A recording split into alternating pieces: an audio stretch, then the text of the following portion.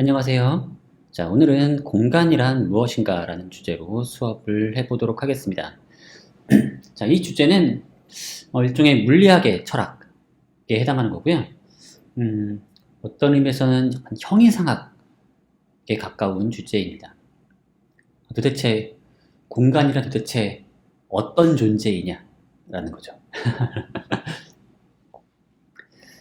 자, 실제로 물리학자들은 특히 물리학에서는 이제 물체 운동을 많이 다루죠.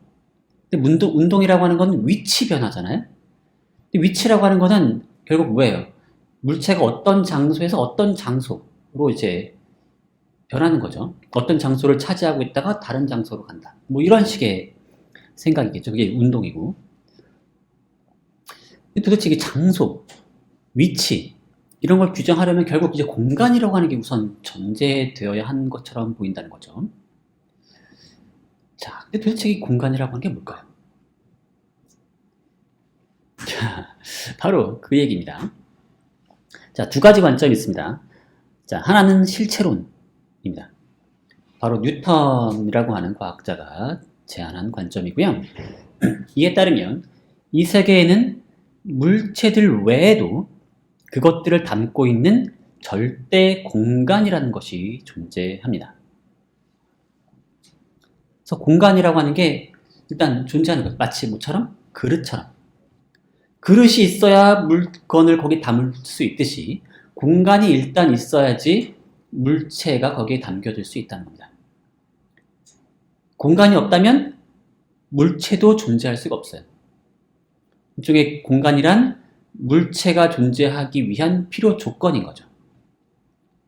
그리고 우리가 이게 절대 공간이라고 하는 걸 이제 직접 인식할 수는 없다 하더라도 절대 공간이라고 하는 게 존재한다라고 주장을 하는 겁니다. 객관적으로 그런 게 존재한다고 주장을 하는 거죠. 우리는 그 절대 좌표 같은 걸 알 수는 없다 하더라도, 왜냐면 우리 기준점이 보이진 않으니까.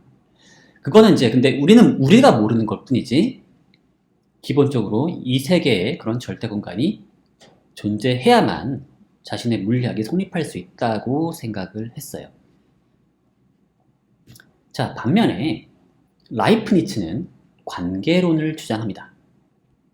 자, 이에 따르면 이 세계에는 다양한 공간적 관계를 맺고 있는 물체들이 존재할 뿐 공간이란 별도의 존재는 존재하지 않는다는 겁니다. 공간은 일종의 가상의 이제 관념인 거죠. 우리의 관념 속에서 만들어낸 것 뿐이지 실제로 존재하는 건 아니라는 겁니다. 실제로 존재하는 건 뭐 뿐이에요? 물체들 뿐이에요. 다만 물체들은 서로 위치가 서로 다르죠. 그러니까 공간 관계가 있어요. 자, 이 필통은 이거 옆에 있죠. 만약에 이렇게 있으면 이 펜은 필통 위에 있는 거죠. 이런 식으로 위, 아래, 옆 뭐 이런 식의 관계를 우리는 규정할 수 있는데 그런 공간적 관계, 시간도 마찬가지. 시간은 이제 시간적 관계, 누가 먼저 있고 다음에 있고 그것에 불과하고 공간이란 이런 이제 위치 관계, 공간적 관계를 이제 우리가 추상화해가지고 그거를 공간이라고 부르는 것 뿐인데 실제로 우리가 공간이라고 부르는 그 공간이란 말에 대응되는 무언가가 이 세계에 정말로 존재하는 건 아니라는 거죠. 자, 그래서 이 관점에 따르면 물체가 없으면 공간도 없어요. 왜냐면 공간이란 물체들 사이의 관계에 불과하니까 물체가 없으면 관계가 없잖아요. 그래서 공간이란 이제 물체가 있어야만 존재하는 거죠. 그래서 앞에서 실체론과 정반대의 관점이 이제 여기서 나오는 거죠. 물체가 있어야만 공간이라는 걸 우리가 규정할 수가 있는 것이고요. 물체가 없으면 공간도 없는 거죠. 자, 그러니까 없다라고 하는 건 뭐냐면 공간에 대해서 우리가 말을 할 수조차 없게 되는 거죠. 물체가 없다면. 반면에 뉴턴은 물체가 없어도 공간이라고 하는 게 텅 빈 공간이라고 하는 게 이제 있는 거죠. 그런 거에 대해서 말할 수가 있어요. 우리는 텅 빈 공간이라는 걸 일단 상상하고 그런 게 일단 존재한다고 생각할 수 있고. 자, 그게 이제 실체론이고, 관계론에선 텅 빈 공간 같은 건 없어요. 진공이라고 하는 것도 없습니다, 사실은. 그래서 보니까 이게 그래서 진공에 대해서 라이프니츠는 사실 인정하지 않아요. 그럼 물체와 물체 사이에 떨어져 있는 공간은 뭐냐? 그 안에 사실 거기도 눈에 보이지 않는 뭔가가 이제 있다라고 생각을 하는 거죠. 그래서 위치 관계를 맺으려면 사실 다 옆에 이제 서로 이어져 있어야 하는 거죠. 자, 그게 이제 관계론적인 입장이고요. 물론 겉보기에는 이제 떨어져 보일지라도 그런 겁니다. 자, 그렇다면 누구 말이 맞을까요? 자, 이 문제는 일종의 공간의 형이상학인 거죠. 공간이라고 하는 게 도대체 어떤 존재냐는 거죠. 가상의 그냥 우리의 관념일 뿐이냐, 아니면 이제 정말 이 세계에 객관적으로 존재하는 거냐. 자, 이 질문은 근데 분명 이건 이렇게 따지면 철학이죠. 형이상학이니까. 하지만 이건 순수한 철학적 문제라고 말하긴 또 어려워요. 왜냐하면 고전역학이나 상대성 이론 등의 과학적 발전이 이 문제에 심대한 영향을 주었기 때문이죠.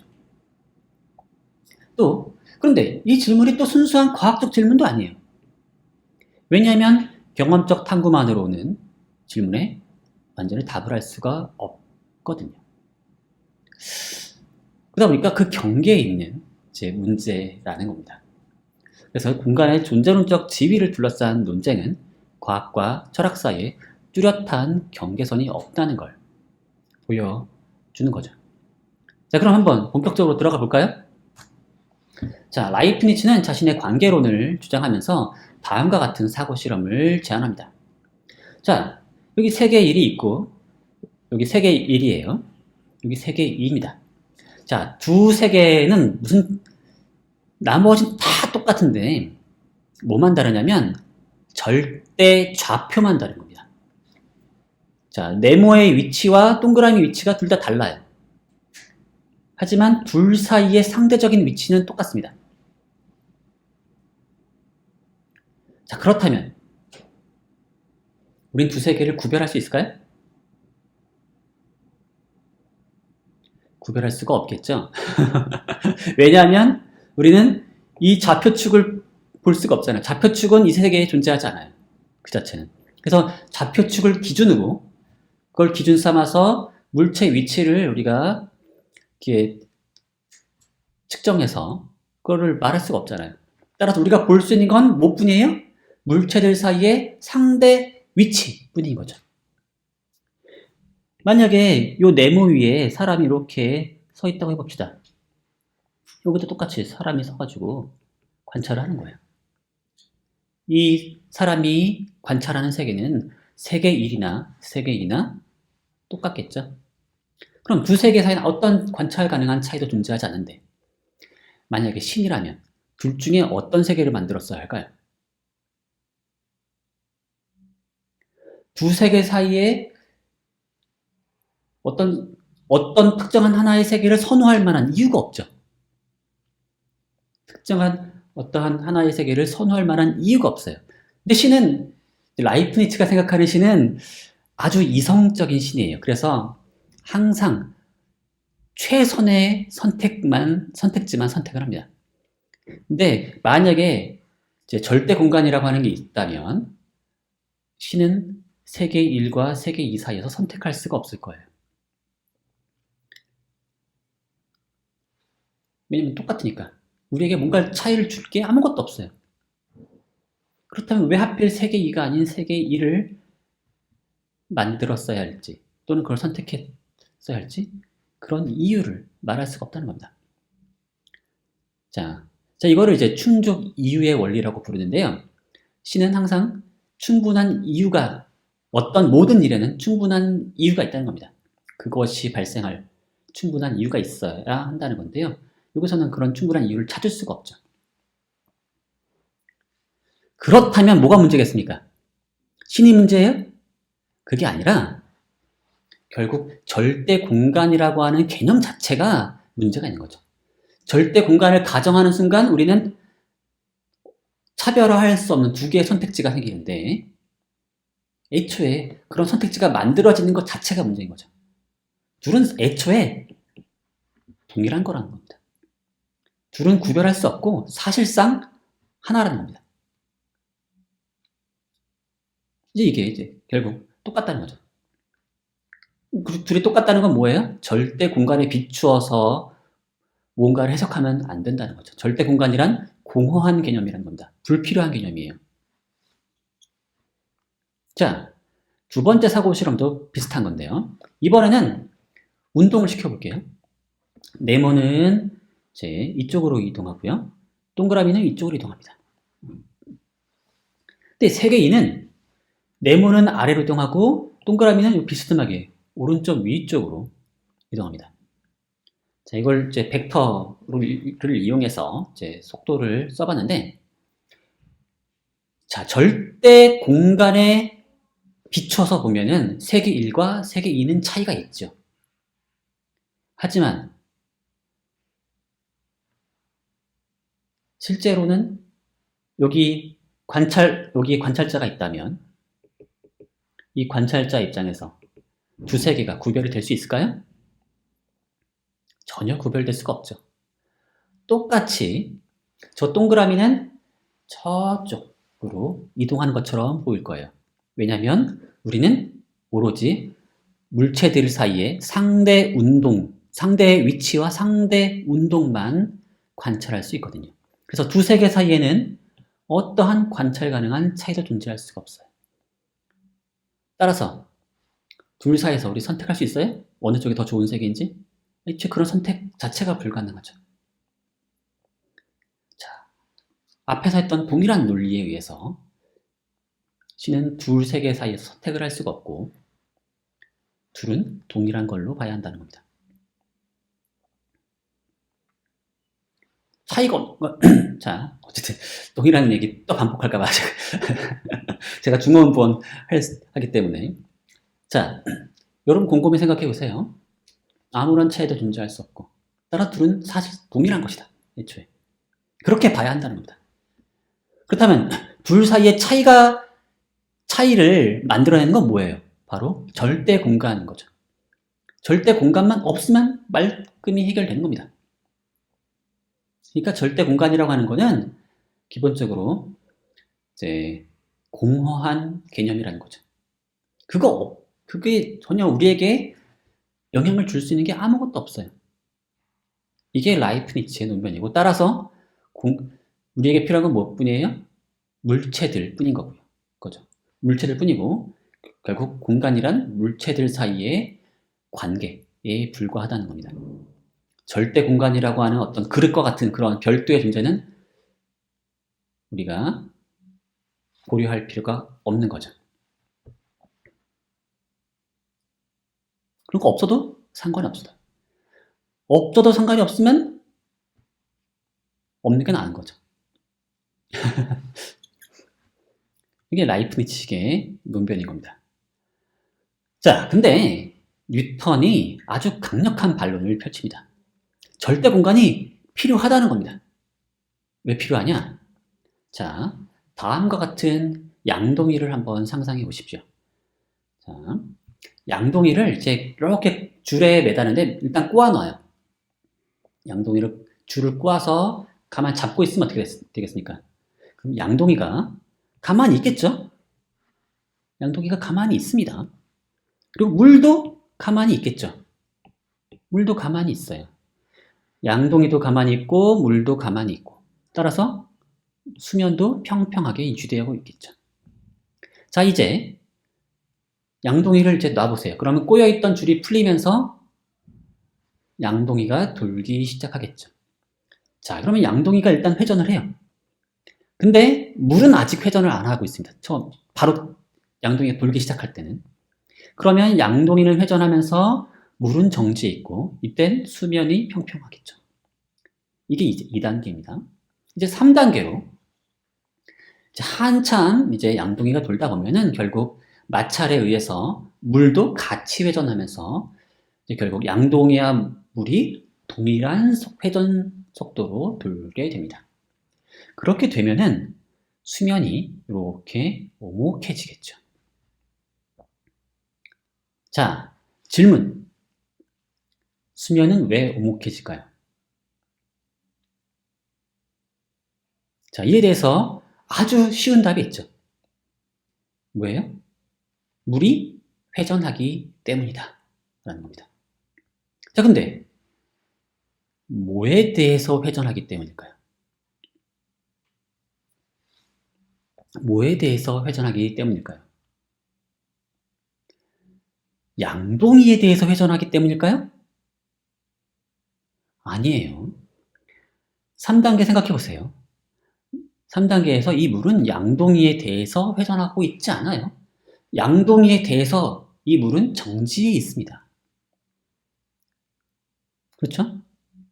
그러니까 양동이는 답이 될 수 없어요. 그럼 뭐에 대해서 회전하기 때문일까요? 자, 잘 생각해 보세요. 1단계에도 물은 양동이에 대해서 정지해 있고요. 3단계에서도 물은 양동이에 대해 정지해 있어요.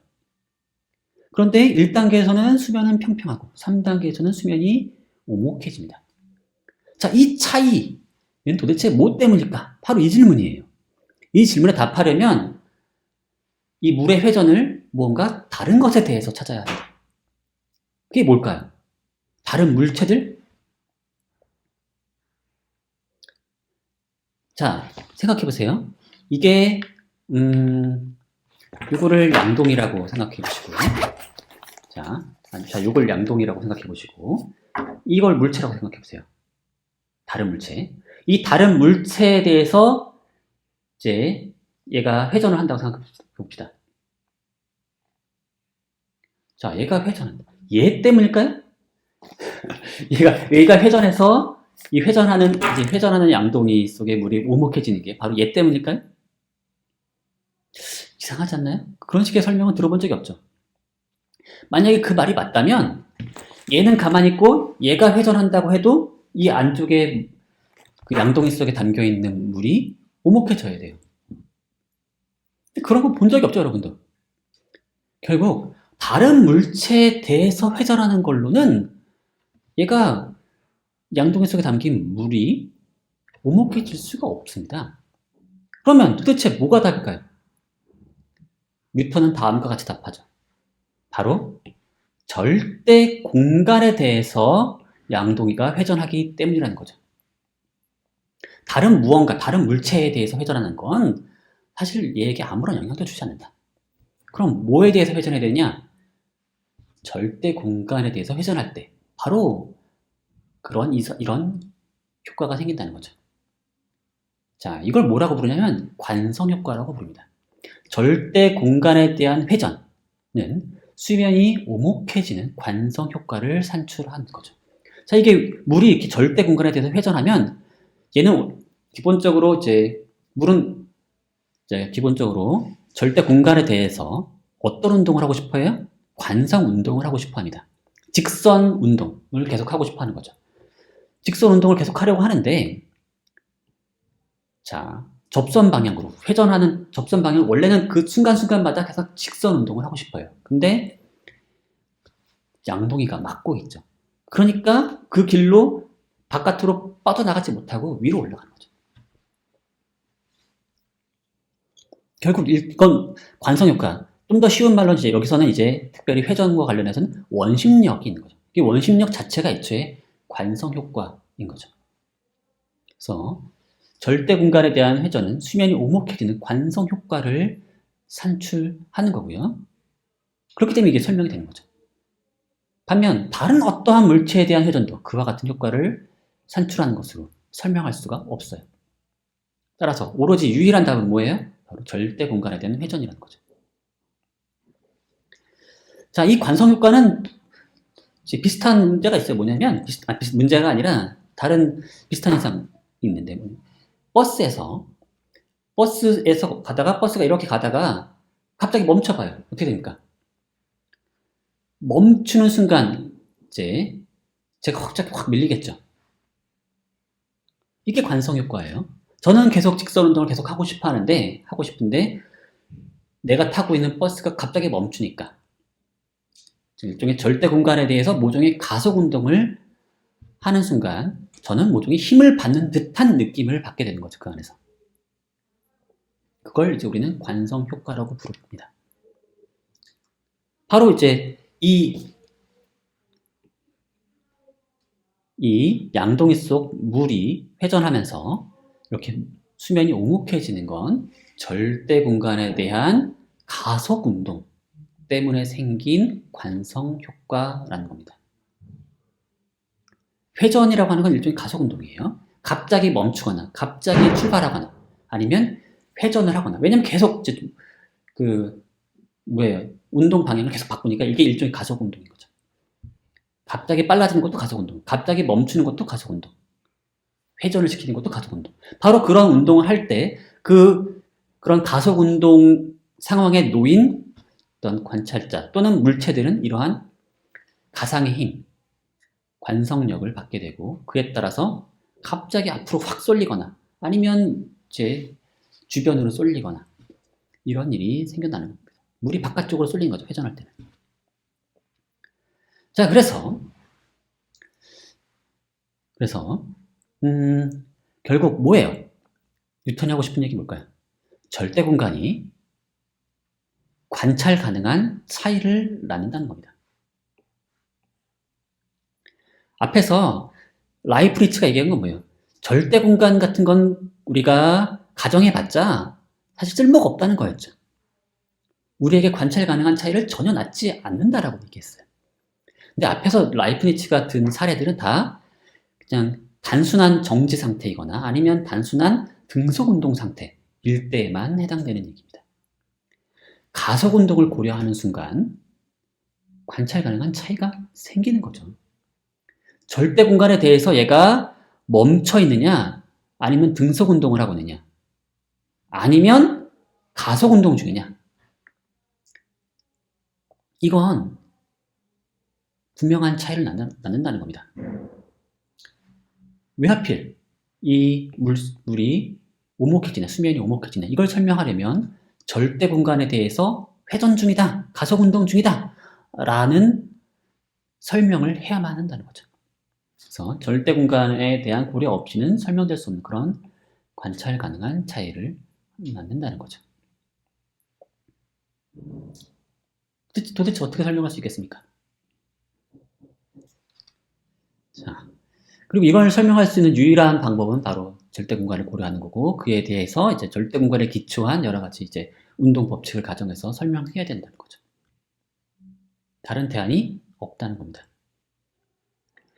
실제로 이 뉴턴의 논변이 꽤 강력했고 많은 사람들이 사실은 이 견해를 받아들입니다. 딱히 이걸 설명할 수 있는 다른 방법이 없어 보이거든요. 자, 그런데 19세기에 마흐는 다음과 같이 제안을 합니다. 앞에서 관성이라고 하는 걸 뭐에 대해서 정의하냐면 결국 관성운동. 물체가 멈춰 있거나 원래 등속 운동을 하고 있을 때는 계속 멈춰 있었으면 멈춰 있으려고 하고, 운동 중이었으면 그 운동 상태를 계속 유지하려고 한다 라고 하는 게 관성의 법칙이잖아요. 근데 이게 정의가 되려면 결국 공간이 정의되어 있어야 되는 겁니다. 그리고 무엇에 대해서 정지했을 때 절대 공간에 대해서 정지, 또는 무엇에 대해서 운동 중일 때 절대 공간에 대해서 운동 중일 때 그 운동을 계속 지속하려고 한다는 거죠. 그러니까 절대 공간이 있어야 관성이 정의될 수가 있는 거예요. 이게 이제 뉴턴식의 생각이었던 거죠. 그런데 마흐는 이거를 좀 바꿔보고 싶었습니다. 그래서 자꾸 절대 공간이라고 하는 눈에 보이지 않는 걸 가정해야만 하겠느냐. 혹시 관성이라고 하는 게 절대 공간에 대해서 정의된 양이 아니라 혹시 이런 게 아닐까? 라고 하는 거죠. 가속 중인 물체에 작용하는 관성 효과는 어쩌면 우주의 다른 물체들의 양과 분포에 의한 것일지도 모르겠다. 그러면서 뉴턴의 관성의 법칙을 다음과 같이 바꾸고 싶어 했습니다. 이거 뭐 복잡한 거라서 어렵지만 어쨌든 한 물체가 이제 어떻게 운동하려고 하는 그런 경향을 가지는지에 대해서 그걸 고려할 때 그냥 뉴턴은 뭐 했어요? 그냥 절대 공간에 있다고 치고 걔에 대해서 얘가 어떻게 움직이고 싶어 할 것이다 라고 주장하고 싶어 했다면 마흔은 그게 아니라 얘의 자연스러운 운동은 무엇에 의해 정의된다? 다른 물체들, M이라고 하는 거기 수많은 물체들이 곳곳에 있겠죠. 우주 공간에. 그걸 다 고려해서 걔와 맺고 있는 그 관계를 통해서 이 물체의 자연스러운 운동이 정의될 거라고 생각한 겁니다. 그걸 다 우주의 모든 공간에 있는 모든 물체들이 다 고려해야만 이 물체의 관성운동, 이 물체의 자연스러운 운동이 정의될 수 있다라고 생각을 한 거였죠. 자, 이게 이제 관성에 대해서 한번 재해석을 통해서 이 뉴턴의 양동이 논변을 어떻게든 좀 이제 깨보고 싶었던 겁니다. 이 사람 마흔은 가장 지난 시간에도 나왔죠? 예전에도. 안 나왔나요? 안 나왔던 것 같네요. 여러분 수업에서. 자, 마흔은 그 실증주의의 대표자고요. 이제 눈에 안 보이는 무언가의 가정들에 대해서 상당히 다 의심하고 비판적으로 이제 고찰을 했던 사람입니다. 그래서 뉴턴의 이론이 수많은 현상들을 잘 설명할 수 있고 좋은 이론이라 하더라도 그에 대해서 한번 의심할 여지가 있다라고 하면서 그에 대한 대안적인 이론을 이제 구성하고 싶어 했던 거죠. 물론 마흐의 이런 재해석은 그렇게 성공적이진 않았어요. 이걸 도대체 어떻게 계산하겠습니까? 외부의 모든 물체들을 어떻게, 그러니까 사실은 좀 공허한 그런 대안일 수 있었고요. 자, 이게 이제 마흐의 어떤 한 가지 해석이었다면 두 번째 얘기는 좀 더 강한 제 주장인데요. 뭐냐면 이제 이걸 보통 우리는 마흐의 원리라고 부릅니다. 앞에 마흐 라이트 뷰, 마흐의 약한 견해, 마흐의 강한 견해인데요. 이걸 보통 우리 마흐의 원리라고 부릅니다. 그 뭐냐면 양동이 원리를 좀 더 구체적으로 양동이 문제를 좀에 대한 대안적인 설명을 한번 직접 만들어 보는 겁니다. 그래서 회전 중인 양동이 속 물에 작용하는 원심력은 지구 및 다른 천체들의 질량에 대한 상대적 회전에 의해 산출되는 것일 수도 있다는 거죠. 그래서 정말로 이제 관성을 그런 식으로 정의하고서 그렇게 정의된 걸 통해서 정말로 이 양동이 현상을 설명할 수 있을 거라고 기대를 하는 거죠. 자, 그 말은 무슨 뜻이냐면 뭐냐면 이 양동이 속 물에 작용하는 원심력, 자꾸 물이 바깥쪽으로 쏠리는 거잖아요. 회전을 하면 바깥쪽으로 쏠리잖아요. 이 원심력이 누구 때문이냐? 공간 때문이 아니라 다른 물체들 때문이라고 얘기를 할 수도 있지 않겠냐는 거죠. 그래서 다른 물체들, 예를 들면 지구 또는 저 멀리 있는 별들까지도 다 고려해서 그런 별들에 대해서 얘가 회전 중이기 때문에 발생하는 힘일 수도 있다라는 거죠. 그럼 이게 원래 뉴턴이 말했던 절대 공간에 기초한 그런 원심력과는 뭐가 다른 거냐? 이 마흐의 원리에 따르면 별들이 가만히 있고 양동이가 회전하든 아니면 거꾸로 양동이가 가만히 있고 별들이 이렇게 막 회전을 하든 별들이 막 회전하는 거죠. 양동이는 가만히 있고 똑같은 결과가 나와야 한다는 거죠. 자, 뉴턴은 별들이 막 회전한다 하더라도 이 양동이가 절대 공간에 대해서 회전하지 않는 한 물이 이렇게 오목해지지 않을 거라고 주장을 한 겁니다. 그러니까 절대 공간에 대한 차이가 관찰 가능한 차이를 낳는다라고 주장을 한 거죠. 근데 마흐는 그런 차이가 안 나타날 거다라고 생각하는 겁니다. 절대 공간에 비추어서 차이가 있다 하더라도 물체들 사이 관계상에서는 아무런 차이가 없다면, 그러니까 양동이는 가만히 있고 별들이 막 하더라도 양동이 속 물이 이렇게 오목해질 수 있지 않겠냐 라고 하는 거죠. 이게 이제 마흐의 원리의 귀결인 겁니다. 그리고 이게 맞다면 절대 공간은 다시 한번 불필요해지는 거죠. 우리가 고려해야 될 건 뭐뿐이에요? 다른 물체들 사이의 관계뿐이니까요. 자, 그런데 문제는 뭘까요? 다른 물체들이 회전한다고 정말로 이 양동이 속 물의 수면이 오목해질까요? 만약에 우리가 고전역학을 가정한다면 그런 일은 전혀 벌어지지 않습니다. 고전역학은 그런 기결을 가지지 않아요. 따라서 마흐의 원리를 우리가 수용하고자 한다면 뭘 해야 되겠어요? 고전역학을 대체할 새로운 역학을 만들어야겠죠. 마흐는 정말로 그걸 하고 싶었어요.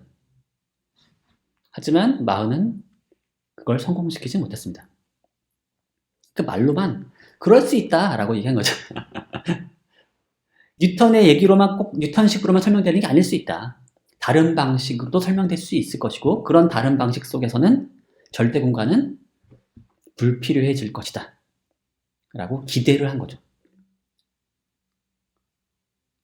그러면 그런 이론 도대체 어떻게 했느냐? 만들어야 되죠. 누가 만들었을까요? 바로 아인슈타인이 그런 시도를 한 겁니다. 바로 아인슈타인이 그 마흐의 원리가 요구하는 새로운 역학 이론을 만들고 싶어 했어요. 정말로요. 그걸 만들고 싶어 했습니다. 양동이가 돌든 아니면 별이 돌든 똑같은 귀결이 나타나는 그런 이론을 만들고 싶었던 거죠. 자, 거기서 어디서 힌트를 받았냐면 별들이 여기에 영향을 줘야 돼요. 자, 어떻게 영향을 줄 수 있을까요? 일종의 중력을 생각해 보는 겁니다. 중력. 그렇죠? 이 여기 이렇게 막 영향을 주는 얘가 별들이 돌면 걔네들이 얘한테 영향을 줄 수 있다. 그 힘을 다 결합하면 될 수 있지 않겠냐. 자, 그리고 요 얘기는 뭐냐면 결국 우리가 겉보기에 보이는 관성 효과라고 하는 거, 회전하면 물이 바깥으로 쏠리는 이 관성 효과, 관성 효과랑 또는 외부 물체들과의 어떤 사이에 맺어지는 어떤 힘, 보통 우리가 이걸 중력, 가장 그게 기본적인 힘이 중력이잖아요. 그러니까 관성 효과랑 중력을 결합시켜서 제 설명을 해보고 싶었던 거죠, 마흐는. 그렇게 이제 해석해 한 소지가 있어요. 관성을 중력으로 설명하고 싶어 했다. 라고. 바로 거기서 힌트를 얻을 수 있죠. 관성과 중력이 어쩌면 같은 현상에 대한 어떤 다른 얘기일 수도 있다고 생각을 해보는 거죠. 그게 바로 아인슈타인의 등가 원리입니다. 등가 원리. 자, 이에 따르면 물체와 함께 가속 중인 관찰자에 의해서 경험되는 관성 효과는 다른 물체가 그 물체에 작용하는 중력 효과와 국소적으로는 구별 불가능합니다. 이게 무슨 얘기냐면 여기 그림을 한번 보세요. 자, 여기 지구에 가만히 서 있는 로켓 속에서 제 관찰자가 여기 가만히 서 있습니다. 자, 이 지상에서는 중력이 작용하겠죠, 아래쪽으로. 그래서 물체를 이렇게 뿅 하고 던지면 어떻게 될까요? 공을 던지면 중력에 의해서 물체가 이렇게 포물선으로 떨어지겠죠. 그런데 마찬가지로 우주 공간 속에서 가속 운동 중인, 얘는 이제 가속 운동 중이에요. 지구의 중력 가속도랑 똑같은 가속도로 이제 운동 중인 로켓을 상상해 보세요. 우주 공간 속에서 중력이 작용하지 않는 그런 우주 속에서 그런 운동 중인 로켓을 가정해 봅시다. 그런 로켓 속에 또 관찰자가 있어요. 그렇다면 거기서 공을 이렇게 또 던지면 어떻게 될까요? 얘가 가속 운동 중이니까 물체가 오히려 이렇게, 물체는 사실은 가만히 이렇게 직선 운동을 한다 하더라도 얘가 이렇게 쭉 가버리니까 쭉 올라가면서 그것도 등속운동이 아니라, 등속운동이라면 이게 직선으로 떨어지는 것처럼 보이겠지만 등속운동이 아니라 가속운동 중이니까 점점점 물체가 가속운동을 하는 것처럼 보이겠죠. 그래서 포물선으로 떨어지겠죠. 그래서 중력에 의한 효과와 가속운동 중인 물체, 물체하게 가속운동 중인 관찰자에서 경험되는 것이 어때요? 똑같죠? 구별이 안 되죠? 다만 이건 국소적으로 구별이 안 되는 거예요. 왜냐면, 자, 창문이 없다면 구별 안 돼요. 창문이 없으면, 자, 이 관찰자는 본인이 지구상에 가만히 서 있는지, 아니면 우주 속에서 가속운동 중인지 구별할 수가 없겠죠. 창문이 없다면. 다만 창문을 열면 어쩌면 알 수 있을지 모르죠. 창문 밖에 풍경이 보니까 가만히 이제 지구상의 풍경이 보여요. 그러면 지구상이 가만히 있는 거고, 우주 속에서 다른 물체들이 막 뒤로 가고 있으면, 아, 내가 가속 운동 중이구나 라고 판단할 수도 있겠죠. 그러니까 근데 창문을 닫으면 모른다는 겁니다. 그래서 이런 방식으로 아인슈타인은 관성 효과와 중력 효과를 이렇게 쫙 붙여보는 거죠. 바로 마흐의 원리로부터 아이디어를 얻은 거죠. 자, 그러면 요 B를 생각해 보세요. 위로 가속 중인 로켓 내 관찰자 입장에서 관성 효과는, 얘가 왜 하필 이렇게 포물선으로 떨어지겠어요? 이건 관성 효과죠. 얘는 그냥 직선 운동을 하고 싶어 하는데 이 로켓 자체가 이제 가속 운동 중이다 보니까 마치 얘가 아래쪽으로 힘을 받는 것처럼 보일 뿐인 거죠. 그래서 근데 마치 아래쪽 방향으로 중력장이 있는 것처럼 행동한단 말이죠. 그래서 이 B의 관찰자 입장에서 자신은 가만히 있고 자신이 세계 중심인 거죠. 중심인 것처럼 이 물세계를 서술할 수 있다는 겁니다. 나는 가만히 있고 다른 물체들이 이제 운동 중이고, 다른 물체들의 분포와 운동을 통해서, 다른 물체들의 양과 분포 그리고 걔네들의 운동을 통해서 결정된 어떤 모종의 중력장에 의해서 이 물체 운동이 결정된 것처럼도 우리는 서술할 수가 있다는 거죠. 어떤 기준점에 기초해서든 얘는 다 서술 가능하다는 겁니다. 자, 그럼 여기서 얘의 입장에서 중력장은 어떻게 결정되느냐? 다른 물체들, 아래쪽으로 막 움직이고 있는 다른 물체들의 양과 분포에 의해서 결정되는 거고, 그걸 이제 하는 게 이제 일반 상대성 이론인 겁니다. 자, 이렇게 보게 되면 마치 아인슈타인의 이 등가 원리가 정말로 마흐의 그 원리를 정확히 구현한 것처럼도 느껴질 수도 있는데 꼭 그런 건 아닙니다. 자, 실제로 그 효과는 좀 있긴 있어요. 그래서 가속 운동, 자, 지금 회전 운동 잘 생각해 보시면은, 자, 양동이를 한번 만들어 볼게요. 자, 가운데 이제 양동이가 또 생각해 보세요. 그리고 여기 물이 있어요. 그리고 이 바깥에 이제 어마어마한 크기의 물체를 이제 회전시키는 겁니다. 이렇게 회전시켜요. 그럼 무슨 일이 벌어지느냐? 이걸 잘 계산을 해보면 마치 바깥쪽 방향으로 원심력이 생기는 걸 확인할 수가 있습니다. 이걸 이제 틀끌림 현상이라고 불러요. 그걸 보면은 결국 양동이 가만히 있고 바깥 물체가 회전하면, 별들이 회전하면 양동이 속 물이 이제 오목하게 될 수 있는 것처럼, 그걸 설명하는 것처럼도 보일 수 있습니다. 근데 꼭 그렇진 않아요. 왜냐면 이 크기가 중요한데, 이 바깥쪽으로 생성되는 이 원심력의 크기가 기대하는 만큼 그렇게 크지가 않습니다. 이게 계산되는 값으로 봐서 이게 그런 효과를 만들어내기 참 어려워요.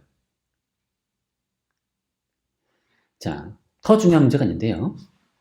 자, 등가 원리가 자, 일반 상대성 이론에서 물체를 제거해 보세요. 그럼 뭐가 남죠? 일반 상대성 이론에서 물체를 다 제거하고 나면 중력장이 제거되는 게 아닙니다.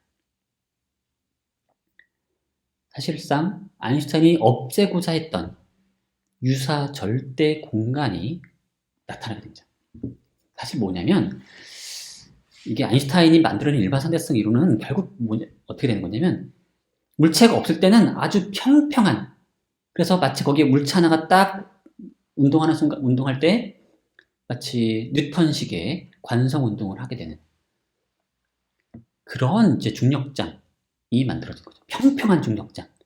어디로도 이제 얘가 딱 편향되지 않는, 끌려갈 그런 힘이 전혀 없는 그런 평평한 절대 공간 같은 그런 형태의 중력장이 애초에 디폴트로 있는 거고요. 거기에 이제 물체를 하나씩 하나씩 집어 넣으면 그 중력장이 변형되는 거죠.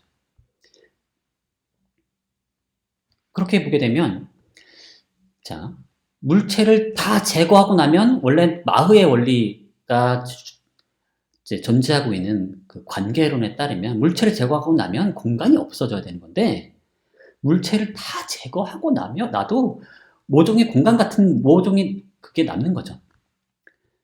물체를 다 제거한다고 중력장 자체가 다 사라지는 게 아니에요. 공간 비슷한 비스무리한 뭔가가 남는 겁니다. 그래서 그런 걸 상상해서 우리는 얘기를 할 수가 있어요. 마치 모든 물체가 없는 진공을 상상할 수 있는 것처럼 그 아인슈타인도 모든 물체가 사라진 상태의 평평한 중력장에 대해서 상상할 수가 있는 겁니다. 또한 일반 상대성 이론은 다른 물체가 없는 빈 공간에서 자신의 연료를 분사하면서 가속 운동을 하는 로켓에 대한 모형을 허용합니다. 앞에서 지금 텅 빈 공간과 비슷한 걸 허용한다고 했잖아요. 그러면 텅 빈 공간 속에서 가속 운동이라고 하는 게 성립하는 겁니다. 자신의 연료를 분사하면서 얘가 가속 운동을 막 하는 거죠. 가속 운동을.